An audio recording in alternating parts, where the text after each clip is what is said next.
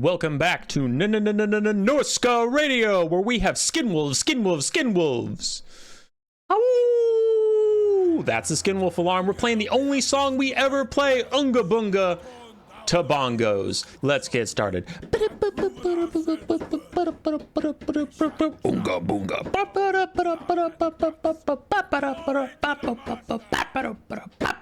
What are we doing? Oh yeah, 3 tips for Norsca. Let's do this. Tip number 1 to help you improve your play, and also please stop doing this on replays or I will yell at you. Fimir are little casters, but sometimes people take that too far and they keep this 5,000 health, 65 armor, 40 melee defense unit far from the front line and off in safety. Now that normally seems like a good idea, but I would argue it is not because of 2 reasons. 1, all the things I just listed, they have good defensive stats, but 2, they're very high weapon strength and armor sundering that they provide on a roster that does not have a ton of armor piercing, but very high weapon strength. So I would argue mistake number 1 is I see people leave Fimir off in the woods or something where they're nice and safe, when they should be engaging on the front line with them. Here we have 2 Berserkers versus 2 Chaos Warriors, and here we have 2 Skinwolves versus 2 Chaos Knights. But on the right side, we're going to be using some Fimir casters to help us out. They're going to be, in this example, they won't, but, in the real battle, they're casting spells, they're doing all this stuff. But instead of standing in safety, they're going to stand in fights and contribute their sizable weapon strength and their armor sundering to make it easier for Berserkers and for Skinwolves to get damage out onto their opponents. Now, this guy actually managed to miss a few shots, so we just got the sundered armor now, and actually these Chaos Knights are fighting downhill, so we'll see. If the Skinwolves do better than the other Skinwolves, even though they're getting downhill fought, then that just makes my point even further for me. So we'll fast forward for a little bit.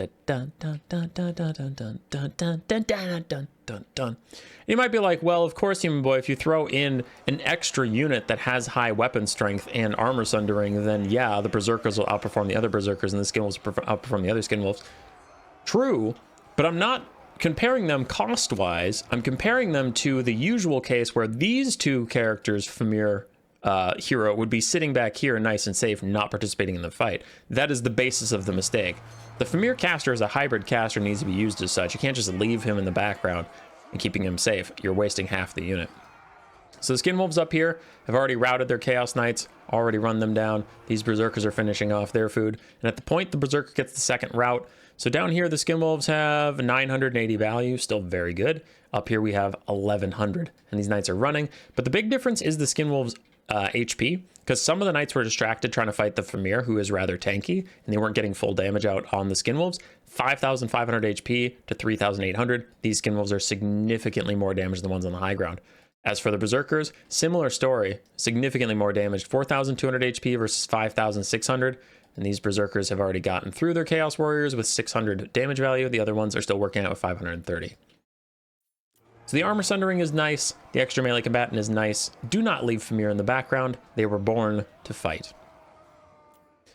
Now, example 2 is coming up in just a second as I clear out this front line from what I want to do. Archaon whoops on one of my Fimir for a little bit. Get rid of these guys and move on. Point 2 is coming right up, but then my unbreakable Brutes of the Hound rampage into Archaon. Now I can't get him out.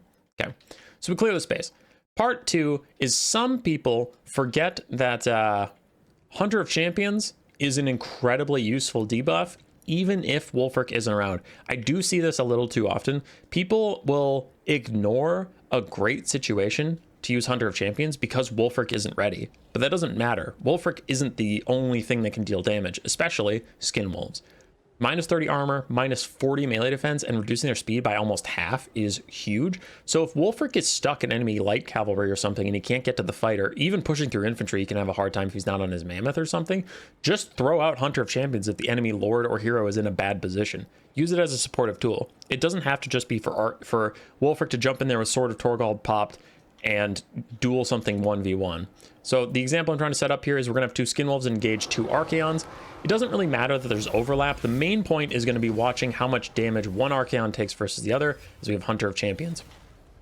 For 20 seconds, one of the Archaons was affected by Brutes of the Hound for a brief moment, but here, this Archaon took 800 more damage because of his stats being debuffed than the other one. And of course, that doesn't cost Wolfric anything. It's just on a 90-second cooldown. It's not like he has a limited number of casts. So do remember that Hunter of Champions doesn't have to just be for Wolfric to deal damage. That is mistake number 2. Your Skin Wolves love to make use of it. Mistake number 3's specifics apply to Wolfric with Seafang, but also they work with, you know, Pendulum or Burning Head or any wind damage spell. I have made a video about this before, but I'm throwing it in here because I still see this all the time. It is, in my opinion, always better to use your wind spells on the front line to compromise the back line than to use them on the back line to save the front line. And what I mean by that is wind spells do spread damage almost perfectly.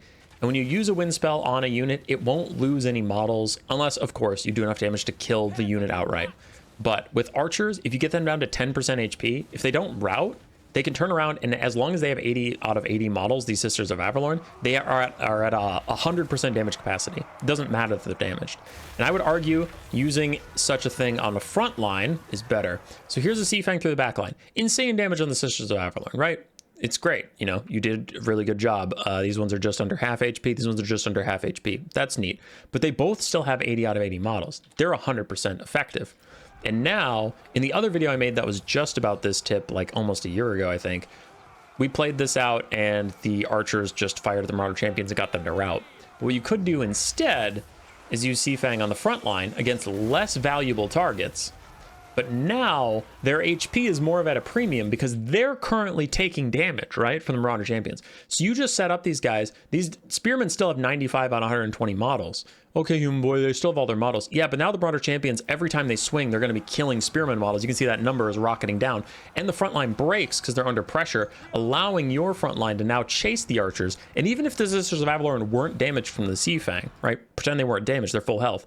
Well, they're either going to die to these Marauders, Marauder Champions, Berserkers, what have you, or they're going to run away and not fire. So effectively, using the Seafang on the front line kills the front line and then allows your front line to chase the archers, shutting down 2 units at once. Where if you use Seafang on the back line, or Burning Head, or Pendulum, or whatever, that unit's probably going to be okay, and it's going to continue to contribute its battlefield role just fine, because the front line is there to take damage, the back line is there to do damage. So unless you have any way of stopping their damage, damaging them doesn't matter. Until you hit that threshold that you're actually killing models, it doesn't matter. So I would say for Norsca, use Seafang and Burning Head in combination to entirely rout or shatter a whole front line, and then their back line is just going to be on the run the whole game. It's much more useful. Especially if you have both Seafang and Burning Head. Don't overlap them, obviously, but like these 4 Spearmen, you could Seafang 2, Burning Head 2, and all of a sudden the Heil front line is entirely crippled, and your Marauders or Berserkers can get straight through.